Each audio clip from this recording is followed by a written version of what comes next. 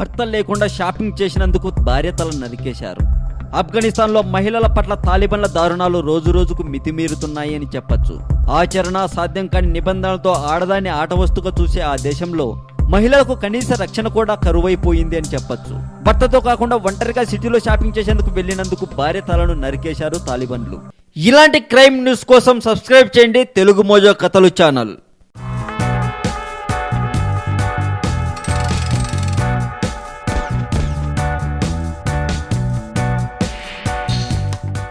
టాలీవుడ్లో అతని పేరు చెబితే రికార్డ్స్ బద్దలవుతాయి. ఇప్పటికే మీకు అర్థమై ఉంటుంది అనుకుంటున్నాను. సినిమాల్లోకి రీ ఎంట్రీ ఇచ్చిన మెగాస్టార్ చిరంజీవి గారు తాజాగా మరో అవతారం ఎత్తారు. గతంలో ఎన్నడూ లేని విధంగా మీలో ఎవరు కోటీశ్వరుడులో టెలివిజన్ హోస్ట్గా కనిపించారు. తాజాగా మీలో ఎవరు కోటీశ్వరుడులో కార్యక్రమం స్టార్ మాటీవీలో సోమవారం నుంచి ప్రారంభమవుతుంది. ఈ షోలో కనిపించిన చిరంజీవిపై కోడలు రామ్ చరణ్ గారి సతీమణి అయినటువంటి ఉపాసన గారు సోమవారం రాత్రి ట్విట్టర్లో స్పందించారు.